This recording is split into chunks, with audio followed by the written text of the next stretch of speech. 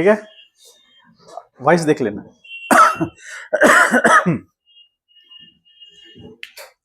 आइए हम लोग स्टार्ट करते हैं। 1 डिग्री या फिर कॉलिजन इन 1 डायमेंशन। पहले आपको यही पढ़ना है। हेडिंग दीजिए कॉलिजन इन 1 डायमेंशन। एनसीईआरटी का टॉपिक है, एग्जैक्टली कॉलिजन इन 1 डायमेंशन दिया हुआ है एनसीईआरटी में भी। ठीक है, 1 डायमेंशन कॉलिजन का मतलब क्या हुआ कि एक ही एक्सिस के अलॉन्ग या फिर एक ही डायरेक्शन में बिफोर कॉलिजन सिस्टम होगा और आफ्टर कॉलिजन भी सिस्टम उसी एक्सिस या उसी डायरेक्शन में होगा, इसीलिए 1 डायमेंशन यूज किया जा रहा है। ठीक है, कॉलिजन इन 1 डायमेंशन, या इसको कह सकते हैं 1 डायमेंशन कॉलिजन। समझते हैं। आइए,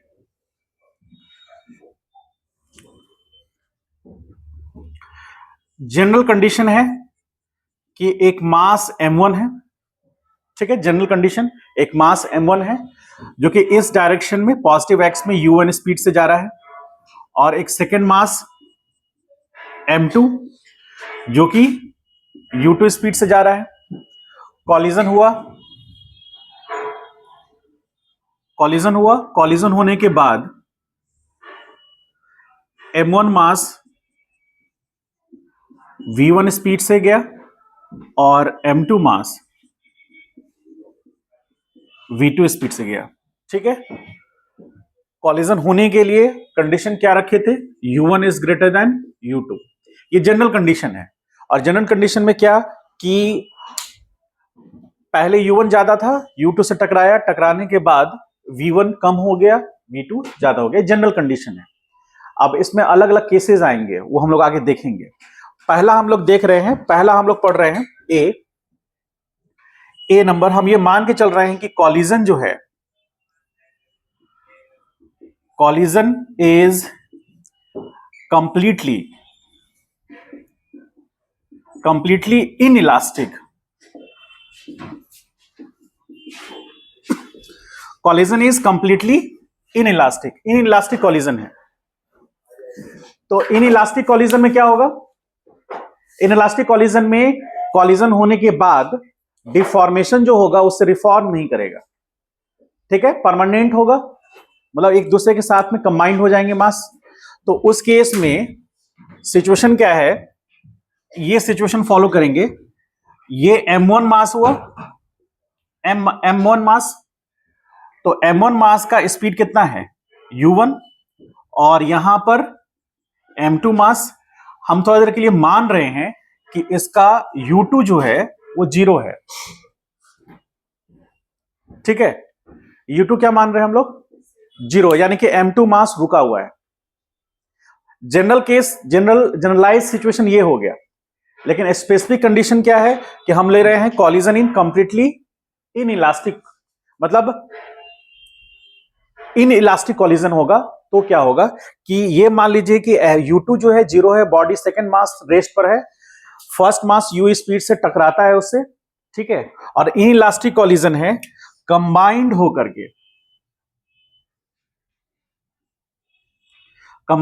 के m1 प्लस m2 बन जाता है, और ये v स्पीड से आगे बढ़ता है। दोनों कंबाइंड होकर v स्पीड से आगे बढ़ने लगे।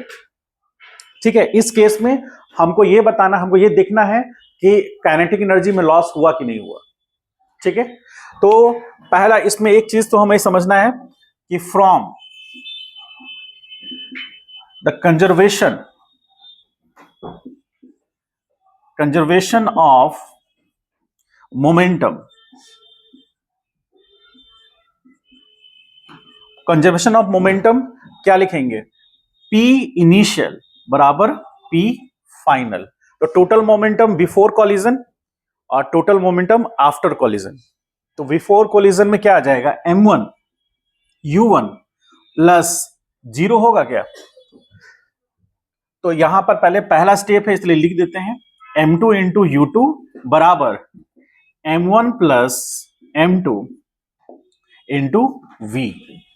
यदि इसके लिए हम लिखना चाहें ये जनरलाइज कंडीशन के लिए, तो यहां P इनिशियल बराबर P फाइनल, हम इसके लिए क्या लिखेंगे, M1U1 plus M2U2 that is equal to M1V1 plus M2V2। चूंकि यहां पर सेकेंड मास रेस्ट पर है तो ये वाला जो रिलेशन है ये जीरो हो जाएगा। तो यहां पर क्या आएगा, M1U1 plus zero is equal to क्या, M1 plus M2 into V। और यहां से यदि हम V निकालना चाहें तो V बराबर क्या होगा, M1U1 डिवीजन में M1 प्लस M2, V बराबर हो गया M1 by M1 plus M2 into U1।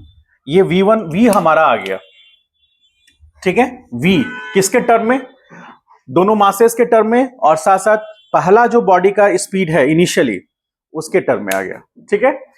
अब हमको यह पता करना है कि जो कॉलिजन हुआ तो पहले फर्स्ट मास सेकंड मास रेस्ट पे था, तो कॉलिजन के बाद वो कंबाइंड मास मोशन करने लगा v स्पीड से, तो काइनेटिक एनर्जी में लॉसेस हुआ कि नहीं हुआ। चूंकि कॉलिजन कैसा है, इन इलास्टिक कॉलिजन है, इलास्टिक कॉलिजन नहीं है, तो काइनेटिक एनर्जी में लॉस होगा। हम डिस्कस किए भी थे पिछले क्लास में। तो काइनेटिक एनर्जी लॉस होने का रीजन क्या है, जब दो बॉडी कंबाइंड होगा तो कुछ साउंड एनर्जी, हीट एनर्जी, इस सब में कन्वर्शन आएगा उसमें, तो इस कारण से काइनेटिक एनर्जी में लॉसेस होगा। अब हम देखते हैं कैसे पता करेंगे कि लॉस इन काइनेटिक एनर्जी क्या होगा। लॉस इन काइनेटिक एनर्जी यदि पता करना हो तो kinetic energy initial minus kinetic energy final ले सकते हैं क्या। मान लीजिए 100 जूल था पहले और कॉलिजन के बाद काइनेटिक एनर्जी 80 जूल हो गया, तो लॉस कितने का हुआ, 20 जूल का। तो 20 जूल निकालने के लिए क्या करना पड़ेगा, काइनेटिक एनर्जी इनिशियल, तो यदि हाफ M1U1 प्लस 0 ये इनिशियल काइनेटिक एनर्जी होगा, और माइनस करेंगे हाफ M1 प्लस M2, और यहां क्या हो जाएगा, V स्क्वायर होगा। V का वैल्यू यहां पुट कर सकते हैं, तो 1/2 M1U1 minus 1/2 M1 plus M2, और V1 की जगह पर क्या पुट कर सकते हैं, इनटू लिखेंगे, तो हाँ M1 square upon M1 plus M2 का स्क्वायर इंटू U1 स्क्वायर लिखेंगे। और क्या क्या कैंसिल हो सकता है, इसका स्क्वायर एक जो इसके साथ कैंसिल हो सकता है। फाइनल रिजल्ट क्या आएगा, इसको राइट डाउन कर लीजिए, फिर आगे बढ़ते हैं हम लोग। यहां तक कर लीजिए, कर लीजिए।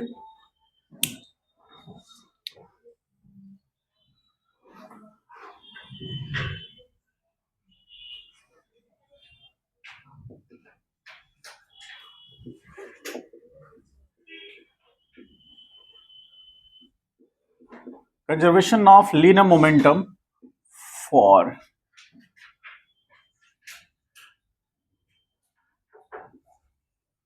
general cases.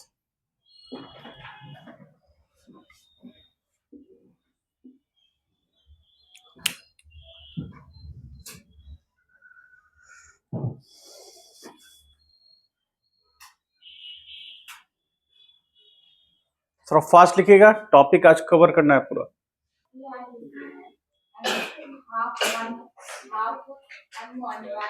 U स्क्वायर होगा, सॉरी वो, हाँ U स्क्वायर होगा, sorry.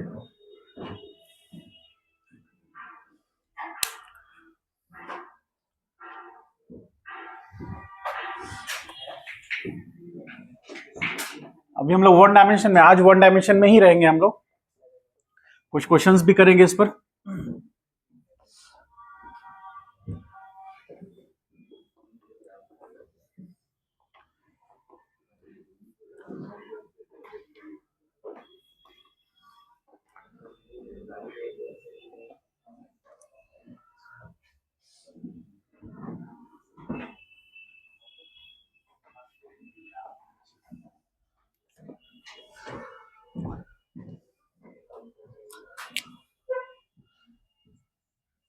Loss in kinetic energy is equal to half M1U1 square, और फिर वहां माइनस, यहां पर ये ऊपर कैंसिल हुआ तो हाफ क्या आएगा, हाफ m1 स्क्वायर आ रहा है, m1 स्क्वायर डिवीजन में m1 प्लस m2 और इनटू यहां क्या होगा, un स्क्वायर होगा। ठीक है, अब यहां से हम यदि हाफ कॉमन ले लें और u1 स्क्वायर कॉमन ले सकते हैं, क्या आएगा, m1 minus m1 square upon m1 plus m2 ये होगा is equal to 1/2 u1 square, ये मल्टीप्लाई होगा m1 square plus m1 into m2 minus m1 square division में m1 प्लस m2, यहां से ये कैंसिल आउट होगा तो 1/2 m1 इंटू m2 डिवीजन में m1 plus m2 into un square, ये होगा डेल्टा k, और डेल्टा k मतलब लॉस, ये आपका फाइनल एक्सप्रेशन है, delta k loss in kinetic energy after collision, where हर पैरामीटर्स को लिख लेंगे। m1 क्या हुआ, m1 mass of first body, m2 किसको कहेंगे, मास ऑफ सेकेंड बॉडी। ठीक है, उसके बाद u1 initial speed of first mass, और u2 क्या होगा, initial speed of second mass. ठीक है, v1 final speed of first mass और v2 final speed of second mass. ये एक्सप्रेशन जो है ये किसके लिए एप्लीकेबल है, यदि कॉलिजन हो रहा है इन इलास्टिक और सेकेंड मास जो है वो रेस्ट पर है इनिशियली, तो इन इलास्टिक कॉलिजन के लिए ऐसा बहुत सारे केसेस आपको नजर आएंगे। जैसे छोटा सा एग्जांपल समझिए, जैसे मान लीजिए ग्राउंड है, ग्राउंड सरफेस, तो इसके मास को आप m2 बोल सकते हैं। ठीक है, मान लीजिए कोई ऑब्जेक्ट है वो यहां पर गिरा, हालांकि ये एग्जांपल उसके लिए फिट नहीं है, रीजन क्या है, क्योंकि इसमें m2 मास रेस्ट पे ही रह जाएगा, कंबाइंड सिस्टम मोशन नहीं करेगा। लेकिन यदि दूसरा एग्जांपल हम लोग ले,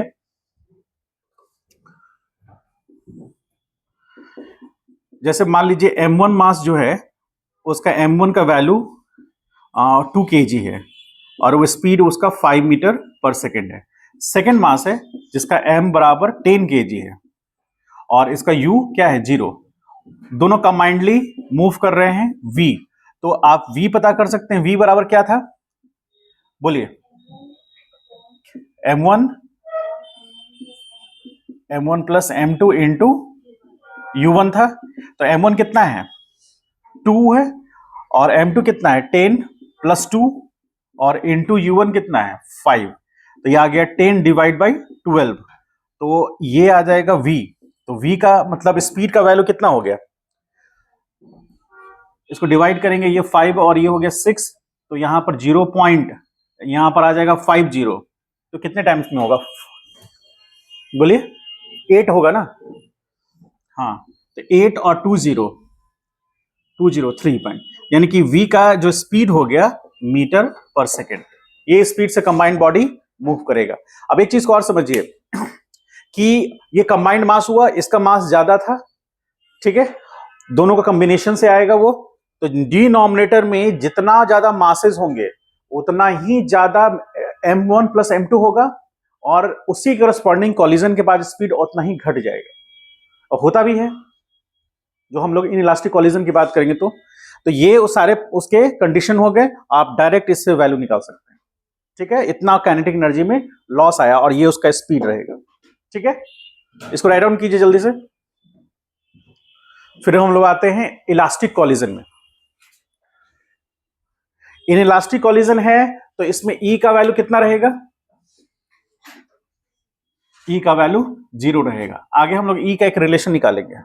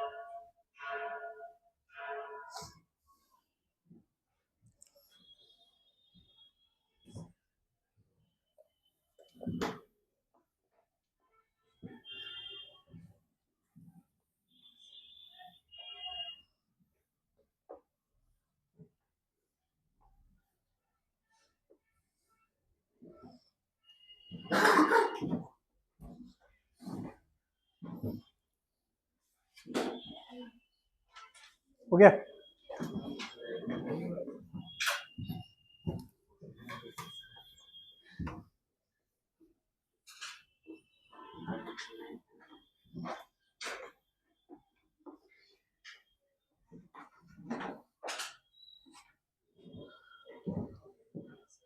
चलिए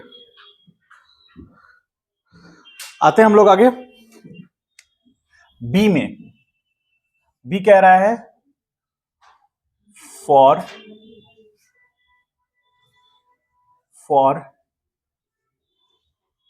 कंप्लीटली इलास्टिक कोलिजन। यदि इलास्टिक कोलिजन होगा कंप्लीटली, उसमें ई का वैल्यू कितना होगा, 1 होगा। ठीक है, डिफॉर्मेशन होगा, रिफॉर्मेशन भी होगा कंप्लीटली।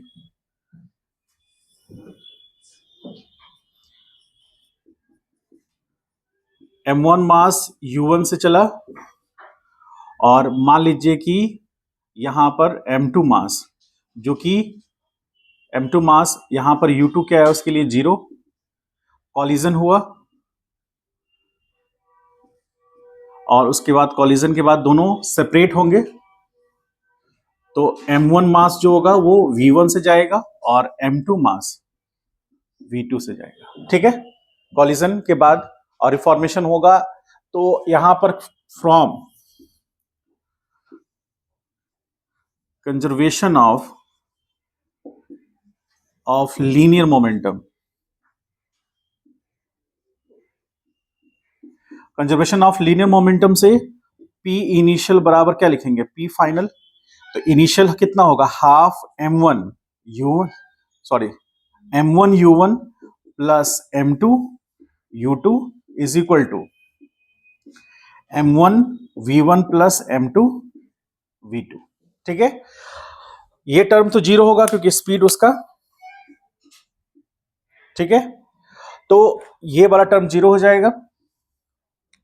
इसके अनुसार चले हम तो M1U1 इज इक्वल टू क्या आएगा, M1V1 प्लस M2V2। इस वाले टर्म को इधर लाएं तो हम क्या लिखेंगे, M1U1 माइनस M1V1। डिवीजन में हम लिखना चाहें तो V2 बराबर M2 लिख सकते हैं, क्या लिख सकते हैं इसको ऐसे। इसको इक्वेशन नंबर फर्स्ट कहिए, दैट इज इक्वेशन नंबर 2, ठीक है। और फ्रॉम द, या फिर कह लीजिए कि मैकेनिकल एनर्जी या फिर कह लीजिए kinetic energy of the system will remain, क्या रहेगा, कांस्टेंट रहेगा, क्योंकि इलास्टिक कॉलिजन है। तो half M1U1 square plus 0 is equal to half M1V1 square plus half M2V2 square ऐसे ले सकते हैं हम लोग। चूंकि सेकेंड मास का इनिशियल वेलोसिटी 0 है, इसीलिए यहां पर काइनेटिक एनर्जी भी उसका 0 होगा। अब यहां क्या, half M1U1 square plus, equate कर दिए इसको। यहां से हम इस टर्म को इधर ले तो half M1U1 square minus half M1V1 square is equal to क्या लिख सकते हैं, हाफ M2V2 स्क्वायर लिख सकते हैं। हाफ कैंसिल हो सकता है क्या, ठीक है। अब यहां पर और क्या कॉमन हो सकता है, M1 कॉमन लेंगे तो U1 square minus V1 square और इक्वल टू क्या होगा, M2 इंटू V2 स्क्वायर लिख सकते हैं ऐसे। दोनों लिखे पड़े हुए हैं, बाद में लिख लीजिएगा, ठीक है, नहीं तो लिखवाएंगे पूरा भरपेट। पिछले बैच में हम लिखवाते थे, लिखो, मैं जीवन में कुछ नहीं कर पाऊंगा, ठीक है। तो ये रिलेशन आ गया। अब यहां से हम M2 निकाल सकते हैं। क्यों निकाल रहे हैं, उसका रीजन है M1 into U1 square minus V1 square, division में V2 स्क्वायर बराबर क्या हो गया, M2। इसको इक्वेशन नंबर 3 और ये इक्वेशन नंबर 4 कह सकते हैं हम लोग इसको। तो इक्वेशन नंबर 2 और 4 से हम क्या रिलेट कर सकते हैं दोनों को। ऐसा इसलिए कर रहे हैं क्योंकि हमको निकालना है यहां से V1 और V2 के बीच का रिलेशन, V1 और V2 के बीच का रिलेशन निकालना है, जो किस पे डिपेंड करेगा, U1 पे करेगा, समझ गए। उसके टर्म में हम लोग निकाल करके 1 2 3 केसेस लेंगे, वो हमारा मेन टॉपिक होगा। तो यहां पर इक्वेशन नंबर 4 और इक्वेशन नंबर 2 बैलेंस हो जाएगा, और बैलेंस होकर नया रिलेशन आएगा। इसको जस्ट राइट डाउन कीजिए, यहां पे ऊपर में हम लिख सकते हैं, देखिए यहां पर। तो इक्वेशन फ्रॉम इक्वेशन 2 एंड 4 से क्या लिख सकते हैं हम लोग, यहां से M1 कॉमन ले सकते हैं, M1 इंटू कितना आया, U1 माइनस V1, डिवीजन में कितना, V2 is equal to M1 U1 square minus V1 square, division में V2 का स्क्वायर होगा, ठीक है। V2 बैलेंस हुआ, ये बैलेंस हो गया, ठीक है। और यहां पर U1 minus V1 is equal to A square minus B square, तो A प्लस B इंटू, तो ये कैंसिल आउट होगा, इससे होगा, कुछ बचेगा इसमें, हाँ नीचे V2 बचेगा ना, सॉरी इधर बचेगा, इस साइड में V2 बचेगा, क्योंकि वहां V2 स्क्वायर है और वहां V2 था। अब ये कैंसिल आउट हुआ, तो यहां पर अब जो बचेगा ये आएगा V2 इज इक्वल टू क्या बचेगा, U1 प्लस V1। इसको इक्वेशन नंबर हम लोग 5 कह सकते हैं, ठीक है। V2 बराबर क्या आया, हाँ, तो V2 बराबर ये वैल्यू आ गया। अब हमको यदि हमको V1 निकालना है, तो कोई भी इक्वेशन एक्सप्रेशन जो आया हमारा, ये वाला एक्सप्रेशन जो लास्ट में हम लाए होंगे, ये तो इसका जनरलाइज रिलेशन हो गया, ठीक है। और एक रिलेशन हम लोग निकाले थे यहां पर, ये वाला, इसमें फर्स्ट इक्वेशन में यदि हम फर्स्ट इक्वेशन में V2 का वैल्यू पुट कर देते हैं फर्स्ट इक्वेशन में, तो हमको क्या मिलेगा? फर्स्ट इक्वेशन में, जो फर्स्ट इक्वेशन है उसमें V2 का वैल्यू हमको पुट कर देना है। तो on putting the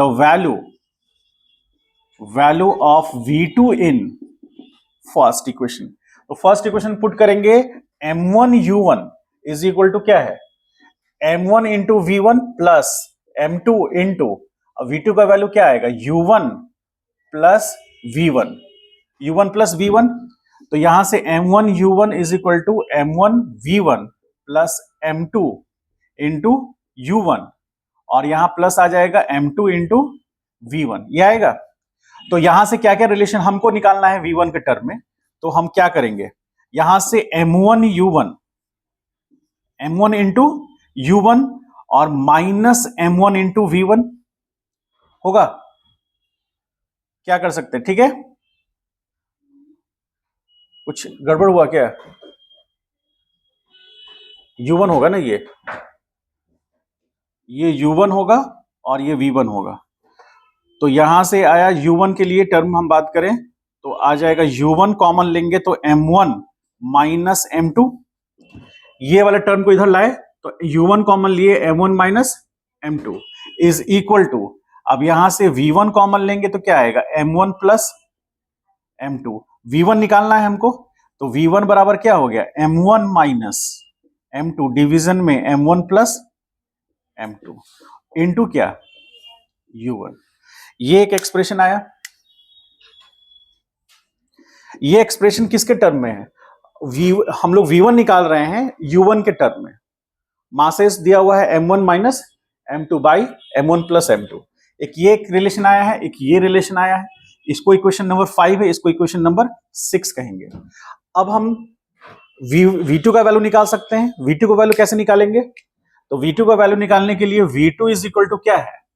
U1 plus V1 का वैल्यू पुट करेंगे तो क्या आएगा? M1 माइनस M2 डिवीजन में M1 प्लस M2 इंटू कितना? U1।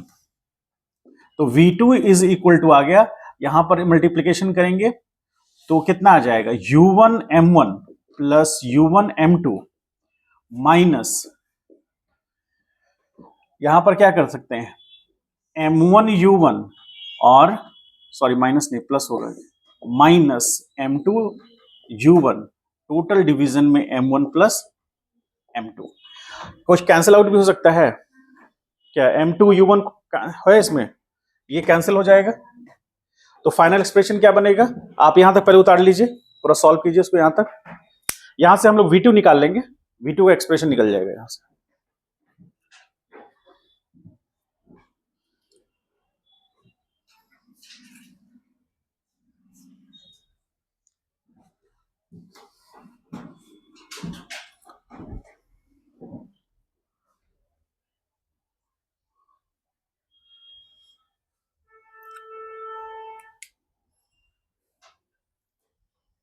यहां के बाद ऊपर जाएंगे।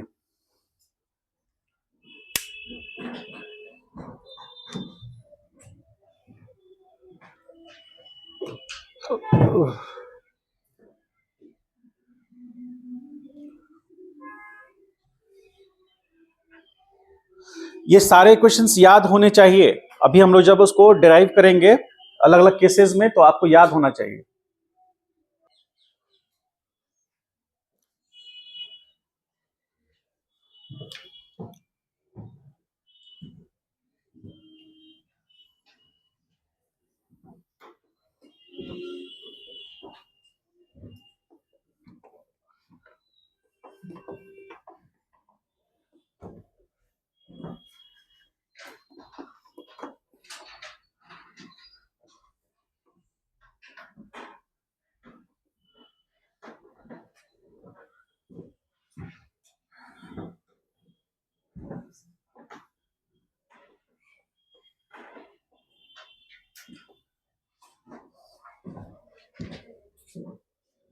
हो गया?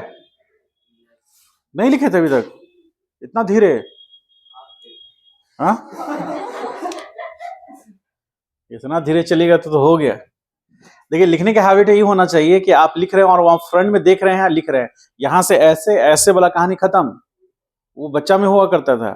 अब डायरेक्ट वहां देखिए, यहां लिखिए। आप 1 से 2 दिन करने की कोशिश कीजिए, आपका हैंडराइटिंग भी बनने लगेगा, स्पीड भी हाई हो जाएगा। ठीक है, आइए यहां से फाइनल एक्सप्रेशन निकाले तो हमारा क्या बनेगा, V2 बराबर क्या बनेगा, M1U1, उसके बाद 2M1 आ जाएगा। ये भी M1 ही है।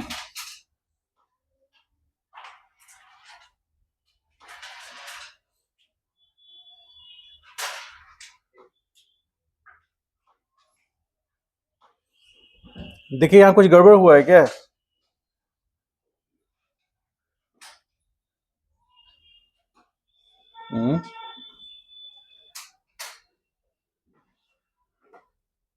अच्छा, इसको एक और तरीके से कर देते हैं। यहाँ कुछ मिस्टेक्स लग रहा है क्या आप लोग को? ठीक है,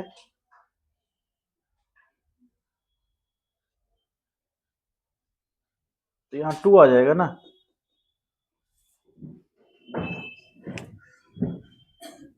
तो 2M1U1 डिवीजन में M1 प्लस M2। तो फाइनल एक्सप्रेशन जो आएगा V2 बराबर 2M1 डिवीजन में M1 plus M2 into U1।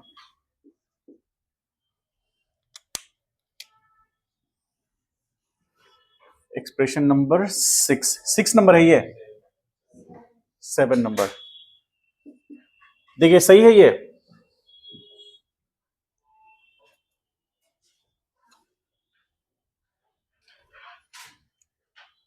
ठीक है, ये तो यहां पर ये V2 जो स्पीड है किसका, सेकेंड मास का, किसके टर्म में, U1 के टर्म में और मासेस के टर्म में।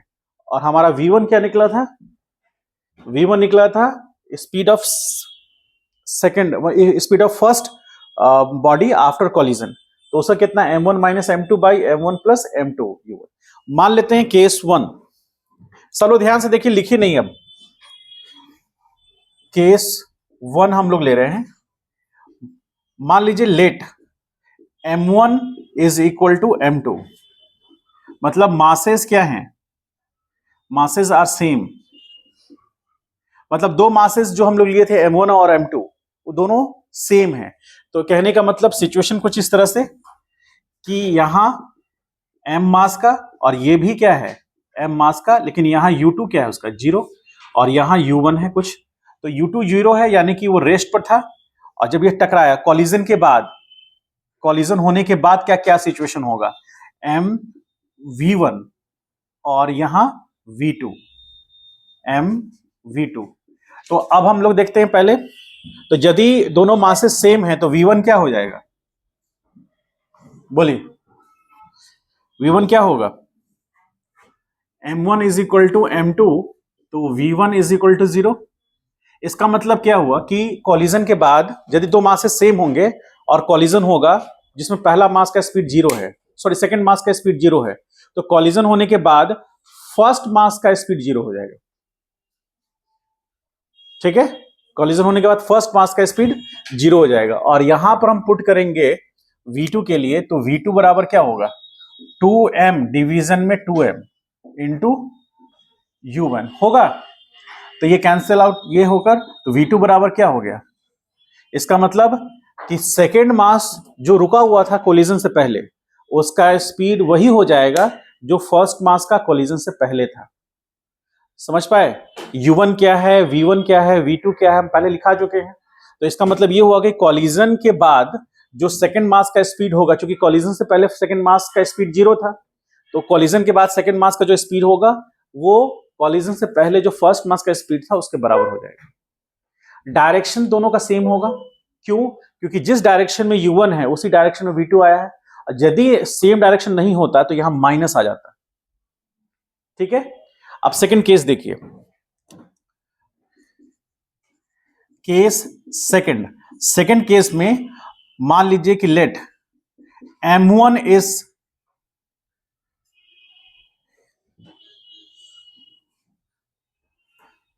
m2 is far far greater than m1, तो इस केस में m2 बाई m1 इज क्या होगा, ग्रेटर देन 1 होगा। बोलिए क्या माना हमने, सेकेंड मास बहुत ज्यादा बड़ा है फर्स्ट मास से, तो हम लिख सकते हैं m2 is far far greater than m1, तो उनका रेशियो जो होगा वो काफी बड़ा होगा, 1 से काफी बड़ा होगा। अब आ जाइए यहां पर v1 के केस में, तो v1 बराबर क्या लिखा हुआ है, m1 माइनस m2, डिवीजन में कितना है m1 प्लस m2, ठीक है। तो हम m1 मास भी ले सकते हैं, एक सेकेंड, जैसा m1 मास लेंगे तो क्या आएगा, m1 मास लेंगे तो क्या आएगा, तो यहां पर जैसे ये हम लिए हैं, इसकी जगह पर m1 मास भी बड़ा ले सकते हैं हम लोग, ठीक है। अभी हम लोग m2 मास लेके चल रहे हैं, तो उस केस में यहां से हम यदि रेशियो निकाल लें, कितना लास्ट में u1 है, तो यहां से यदि हम m1 कॉमन लेंगे तो क्या आएगा, 1 minus m2 by m1, division में यहां m1 कॉमन लिए तो 1 प्लस m2 बाई m1 होगा, और ये कैंसिल आउट हो गया, तो स्पीड v1, तो v1 बराबर क्या आएगा, v1 बराबर क्या आ गया, इस रेशियो को हम t मान लेते हैं थोड़ा देर के लिए, t मान लेते हैं, m2 बाई m1 को हम क्या मान रहे हैं, t मान रहे हैं, तो यहां पर 1 माइनस टी डिवीजन में क्या आएगा, 1 प्लस टी, ठीक है। अब हमको एक से बताइए कि ये जो रेशियो आया है, इसमें ये वाला जो टर्म है, ये टर्म 1 माइनस टी, मतलब टी ऑलरेडी बहुत ज्यादा है, ठीक है, उसमें से हम कुछ घटाएंगे भी, मतलब टी बहुत ज्यादा है, एक से बहुत बड़ा है, देख रहे हैं, उसमें हम यदि एक घटाएंगे, मान लीजिए 10 करोड़ में से 1 रुपया हटाते भी हैं, तो हमारे पास जो अमाउंट बचेगा वो ऑलमोस्ट वही होगा, है ना।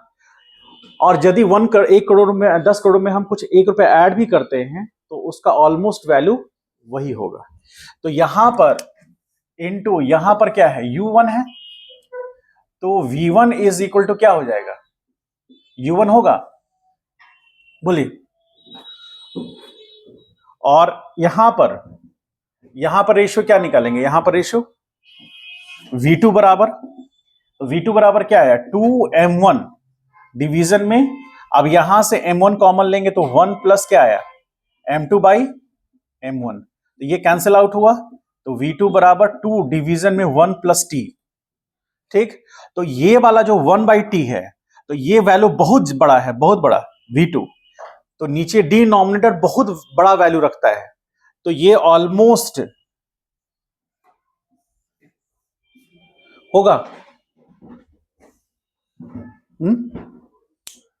ठीक है, ये बोलिए। और यहां माइनस कॉमन ले ले हम, तो यहां क्या लिख सकते हैं, माइनस कॉमन लेने पर t minus 1 by T plus 1 लिख सकते हैं, तो बराबर माइनस u1 लिख सकते हैं, तो v1 बराबर क्या आएगा, माइनस u1 आएगा। कुछ बात समझ में आया,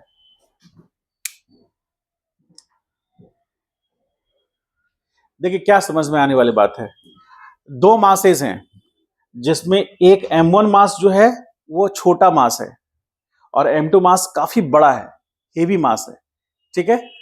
तो कॉलिजन के बाद जो कॉलिजन हुआ, तो जो कॉलिजन के बाद का m1 मास का स्पीड है वो जस्ट अपने ही स्पीड के जस्ट नेगेटिव डायरेक्शन में हो गया, मैग्नीट्यूड उतना ही हुआ, डायरेक्शन नेगेटिव हो गया। और जो m2 मास है उसका स्पीड, जैसे कोई हेवी पत्थर है, कोई जैसे दीवार ही है, तो दीवार पर बॉल को आप हिट कर रहे हैं, तो बॉल दीवार की तरफ जा रहा है, तो बॉल का अपना स्पीड है और बॉल का मास दीवार के मास के रिस्पेक्ट में काफी छोटा है, तो कॉलिजन के बाद वो जो बॉल है वो रिटर्न बैक होगा, क्योंकि कॉलिजन इलास्टिक होगा, हम लोग इलास्टिक कॉलिजन में हैं, तो इलास्टिक होगा तो रिटर्न बैक होगा, तो उतनी ही स्पीड से, जितने स्पीड से वो गया था उतनी ही स्पीड से रिटर्न बैक होगा। और कॉलिजन के बाद भी दीवार क्या रहेगा, रेस्ट में रहेगा। समझ पाए, कुछ समझ में आया। जैसे एग्जांपल हम लोग अर्थ का ले, तो अर्थ सरफेस हो गया, ये बॉल है जिसका मास m है और ये कैपिटल M है, तो ये तो रेस्ट पर है, तो इसका U2 भी 0 होगा और V2 भी 0 होगा, और इसका U1 कुछ होगा, U1 मान लेते हैं 10 मीटर पर सेकेंड है, 10 मीटर पर सेकेंड से उसको रिलीज किया गया, ठीक है, 10 मीटर पर सेकेंड उसको स्पीड दिया गया इधर सपोज।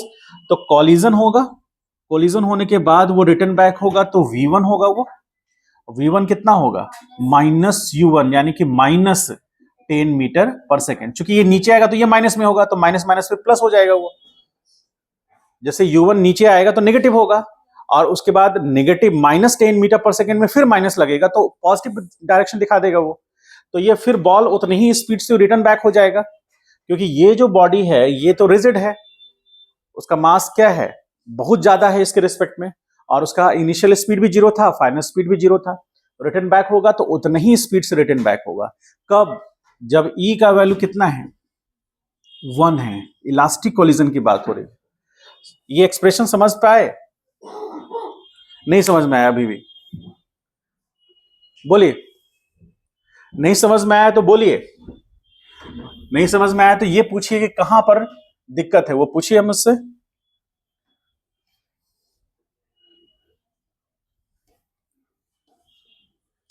अब इलास्टिक कॉलिजन, जो कंप्लीटली इलास्टिक कॉलिजन है, उसका एक पॉइंट और बता देते हैं ताकि आप इसको अच्छे से और रियलाइज कर पाइए। देखिए यहां पर जो कंप्लीटली इलास्टिक कॉलिजन है,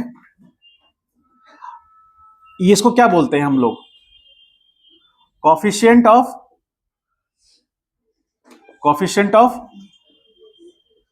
रेस्टिट्यूशन, ठीक है। तो E का वैल्यू होता है mod of V2 minus V1 by mod of U1 minus U2। हम यहां पर सिर्फ स्पीड की बात करेंगे, इसलिए मॉड लगा रहे हैं, ठीक है। तो V2 पता है, V2 मतलब speed of second mass after collision, और V1 है speed of first mass after collision, division में U1 माइनस U2, क्योंकि इन जनरल 99% केसेस में U1 ज्यादा होगा U2 से, और जब कॉलिजन हुआ है तो V2 ज्यादा हो जाएगा V1 से। तो इसलिए रेशियो हमारा जो आएगा या तो 0 1 के बीच में आएगा, नेगेटिव नहीं होगा, ठीक है। तो ये रेशियो इससे निकलेगा E का वैल्यू। अब यदि कंप्लीटली परफेक्टली इलास्टिक कॉलिजन है तो ये रेशियो कट करके 1 हो जाएगा, ठीक है। मतलब V2 माइनस V1 जो अमाउंट हमको मिला वो उतना ही होगा जितना V1 minus U1 minus U2 करने से मिलेगा, तब हमारा E का वैल्यू 1 हो जाएगा। आपको पता है इलास्टिक कॉलिजन के लिए 1 करेंगे तो V2 minus V1 is equal to U1 minus U2। अब इसको इंटरचेंज कर लीजिएगा तो देखिए क्या है, V2 plus U2 is equal to U1 plus V1, ठीक है। समझ पाए इस बात को? तो ये E के लिए है। और यहां पर देखिए E जो परफेक्टली इलास्टिक कॉलिजन की बात हो रही है, इसीलिए यदि कोई रिजिड बॉडी है, कोई रिजिड मास है जो रुका हुआ है, वो अपनी पोजीशन पे रुका हुआ है, हेवी मास है, मतलब M1 के रिस्पेक्ट में काफी ज्यादा है। देख रहे हैं हम यहां लिए हैं ना कंडीशन, कहां लिए हैं, M2 is far far greater than M1, तो उनका रेशियो जो है वो फार फार ग्रेटर देन 1 हो गया। उस केस में हमारा V2 जो है वो क्या बोल रहे हैं, ये तो इसके लिए है, केस 2 है ये, तो उसमें हमारा V1 जो होगा जस्ट U1 के नेगेटिव होगा, और V2 क्या होगा, पहले भी V2 क्या था, पहले भी हमारा V2 0 था, इस केस में भी V2 जो हम एग्जांपल लिए थे उसमें भी V2 क्या था हमारा, सॉरी U2 क्या था, U2 0 था हमारा।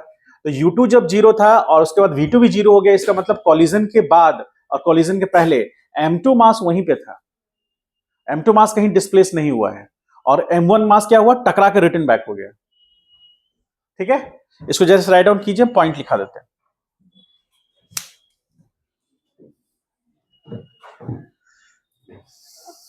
डाउट है तो बोलिए। गर्मी लग रहा है, फैन तो हम चल, जीत पकड़ लेता है सब तो। चलिए पॉइंट्स लिखिए, इसके बाद पॉइंट लिखाते हैं। लिखिए in case first, point wise लिखते जाइए। In case first, in case first, when the masses are equal or same, in case first, when the masses are equal or same, then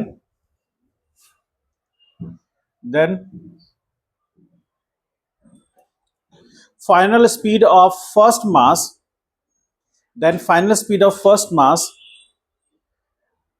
will become zero after collision,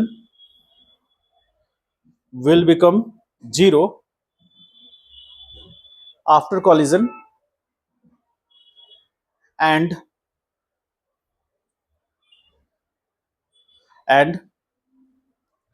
its kinetic energy is completely converted,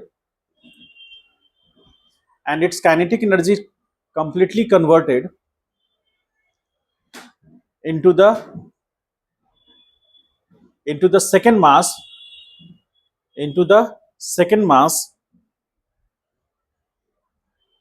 which was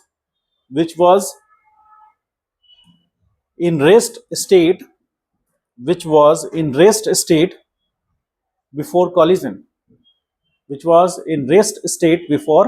collision, next point में लिखिए। in case 2 when we assume mass of second body is far greater than mass of second body is far greater than mass of first body,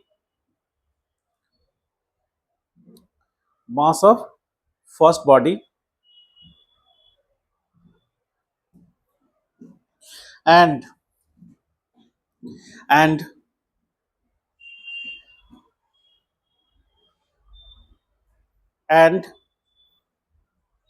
second mass will remain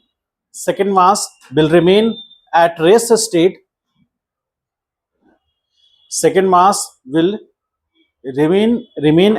state,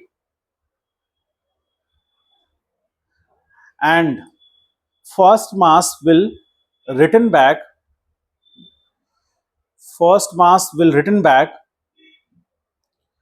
with the same initial speed. First mass will return back with the same initial speed.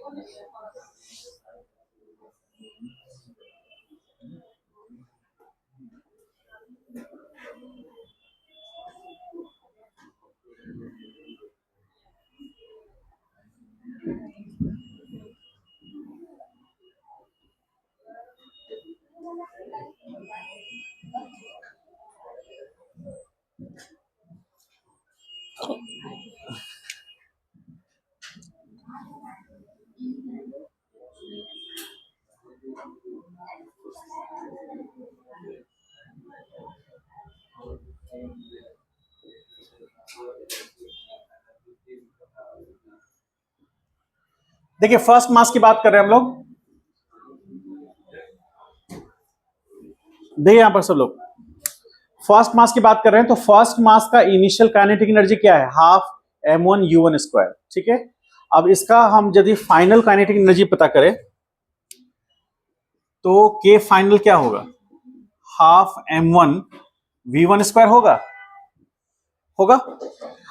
तो half m1, v1 कितना है, m1 minus m2 by m1 plus m2 into u1, तो ये square into ये square u1 square, ऐसा लिख सकते हैं हम लोग। बोलिए, तो हम क्या पता करना चाह रहे हैं, फ्रैक्शन, क्वेश्चन में आता है ये fraction loss in kinetic energy. Fraction loss in kinetic energy कहने का मतलब, यदि F1 कहें उसको हम, तो काइनेटिक एनर्जी उसका initial by kinetic energy final. किसकी बात हो रही है, फर्स्ट मास की बात हो रही है। F1 क्या है, F1 हम रिप्रेजेंट कर रहे हैं fractional loss in kinetic energy of first mass. ठीक है, तो उसके लिए हम क्या लिए, इनिशियल काइनेटिक एनर्जी, और हम फिर डिवाइड किससे कर रहे हैं, उसके फाइनल काइनेटिक एनर्जी से। ठीक है, ऑब्वियसली इनिशियल ज्यादा होगा या फाइनल ज्यादा होगा, लॉस होगा तो और यदि इसको हम थोड़ा सा चेंज करें, क्या रिप्रेजेंट कर रहा है, फाइनल काइनेटिक एनर्जी लॉस बता रहा है, तो फाइनल कम होगा, इनिशियल ज्यादा होगा, तो फ्रैक्शन का वैल्यू या तो मैक्सिमम होगा जब लॉस नहीं होगा, और लॉस होगा तो 1 से कम हो जाएगा। तो यहां पर फाइनल कितना है, हाफ m1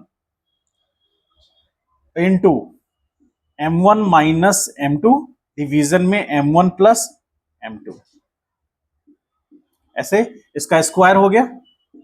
और यहां पर फिर क्या है, u1 स्क्वायर डिवीजन में हाफ m1 u1 स्क्वायर, तो ये कैंसिल आउट हो गया, तो बचा क्या, F1 बराबर क्या बचा, m1 माइनस m2 डिवीजन में m1 प्लस m2 का होल स्क्वायर, ये आ गया। इसको इक्वेशन नंबर 1 कह दीजिए। अब हम बात करेंगे fractional gain in kinetic energy of second मास। तो क्या हम लिख सकते हैं क्या, F1 plus F2 is equal to 1 लिख सकते हैं क्या, फ्रैक्शनल चेंज है, तो जितना से लॉस हुआ m1 मास का, उतना ही से गेन होगा m2 मास का। ठीक, तो हमको F2 निकालना हो, तो F2 बराबर होगा क्या, सेकेंड मास के लिए ना, तो K final by K initial होगा।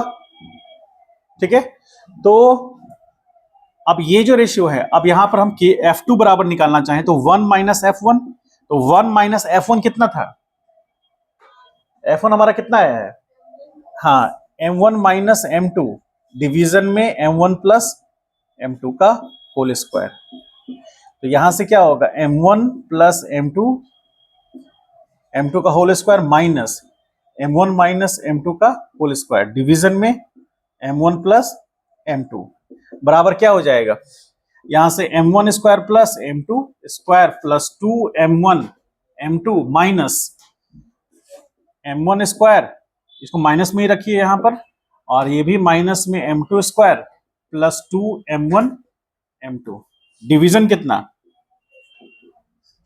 m1 प्लस m2 का होल स्क्वायर। इसको ब्रेक करके देखें इसमें क्या क्या कैंसिल आउट होगा, तो ये कितना आ गया 4, तो यहां पर F2 बराबर आ गया 4m1 m2 डिवीजन में m1 प्लस होल स्क्वायर, ये F2 आ गया।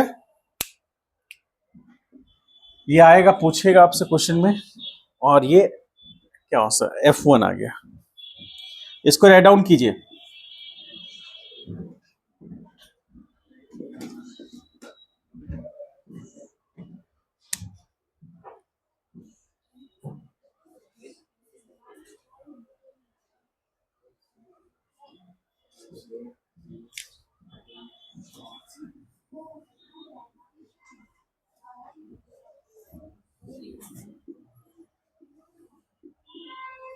ध्यान दीजिएगा रेशियो पर, जो fractional gain of kinetic energy second mass है वो F2 है। F2 कैसे आएगा, जो सेकेंड काइनेटिक एनर्जी है, दूसरा जो सेकेंड बॉडी है उसका है final kinetic energy divide by first का initial kinetic energy of first का, तभी तो दोनों को ऐड करने पर 1 होगा। समझ गए बात को?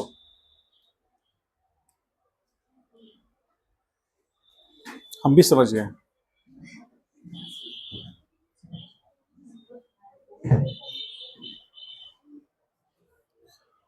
कहाँ है वो साक्षी जायसवाल? कहाँ है?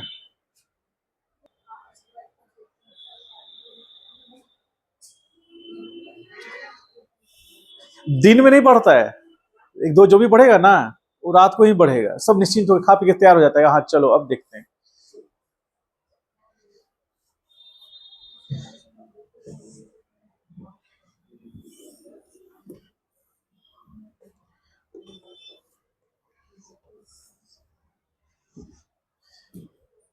हो गया?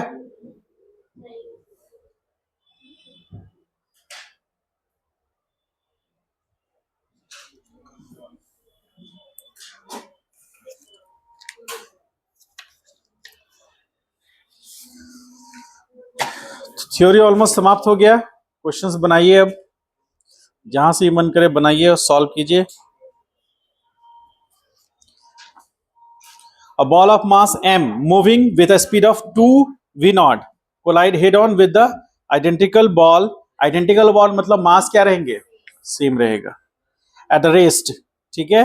if e be the coefficient of restitution, then what will be the ratio of velocity of two balls after collision?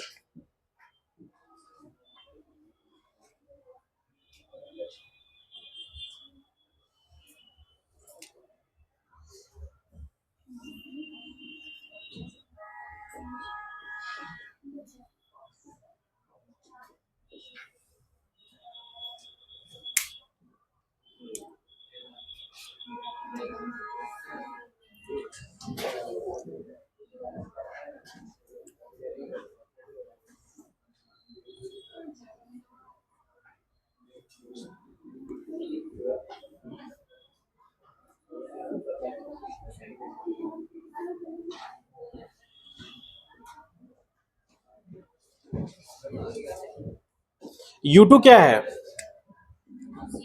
0 है, तो E is equal to V2 minus V1 is divide by U1। तो यहां V2 minus V1 is equal to क्या आ गया? E U1 कितना है? 2 V not है ना? एक इक्वेशन ये आएगा,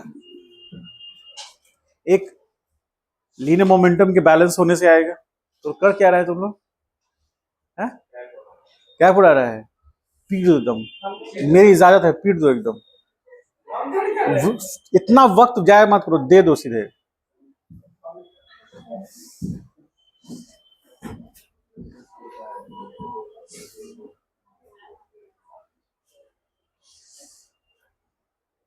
चलिए देखें यहां पर, सॉल्व करो।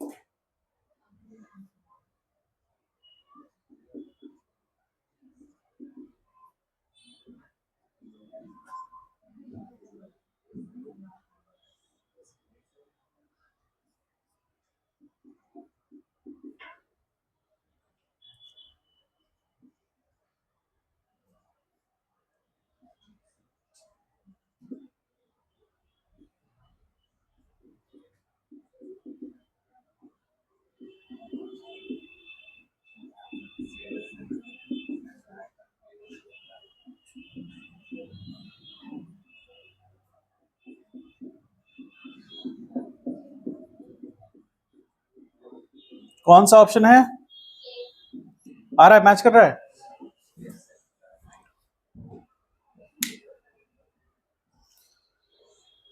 ठीक है,